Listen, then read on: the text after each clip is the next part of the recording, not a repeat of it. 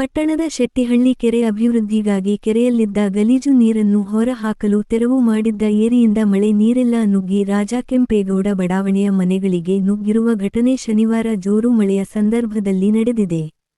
ಶೆಟ್ಟಿಹಳ್ಳಿ ಕೆರೆ ಅಭಿವೃದ್ಧಿಗಾಗಿ ಕೆರೆಯಲ್ಲಿದ್ದ ಗಲೀಜು ನೀರನ್ನು ಕಾಲುವೆಗಳ ಮೂಲಕ ಕೂಡ್ಲೂರು ಕೆರೆಗೆ ಹರಿಸಲು ಕ್ರಮ ಕೈಗೊಳ್ಳಲಾಗಿತ್ತು. ಆದರೆ ಆ ನೀರು ಸಣ್ಣ ಪ್ರಮಾಣದಲ್ಲಿದ್ದ ನಿಟ್ಟಿನಲ್ಲಿ ಯಾವುದೇ ಸಮಸ್ಯೆ ಇರಲಿಲ್ಲ. ಆದರೆ ಇದೀಗ ಶನಿವಾರ 2 ಗಂಟೆಗಳ ಕಾಲ ಸುರಿದು ಜೋರು ಮಳೆಗೆ ಪಟ್ಟಣದ ಪ್ರದೇಶದ ನೀರೆಲ್ಲ ಮತ್ತೆ ಶೆಟ್ಟಿಹಳ್ಳಿ ಕೆರೆಗೆ ನುಗ್ಗಿದ್ದರಿಂದ ಕೆರೆಗೆ ಬರುವ ನೀರೆಲ್ಲ ರಾಜಕಾಲುವೆ ತುಂಬಿ ಏಕಕಾಲಕ್ಕೆ ರಾಜಕೆಂಪೇಗೌಡ ಬಡಾವಣೆ ಮತ್ತು ಅಪ್ಪಗೆರೆಗೆ ತೆರಳುವ ಮಾರ್ಗದ ರಸ್ತೆ ಮೇಲೆ ಹರಿದಿದ್ದರಿಂದ ನೀರು ಇಳಿಜಾರು ಪ್ರದೇಶದ ಮನೆಗಳಿಗೆ ನುಗ್ಗಿದ್ದು. ಈ ಬಗ್ಗೆ ಇಲ್ಲಿನ ನಿವಾಸಿಗಳು ನಗರಸಭೆ ವಿರುದ್ಧ ಆಕ್ರೋಶ ವ್ಯಕ್ತಪಡಿಸಿದ್ದಾರೆ.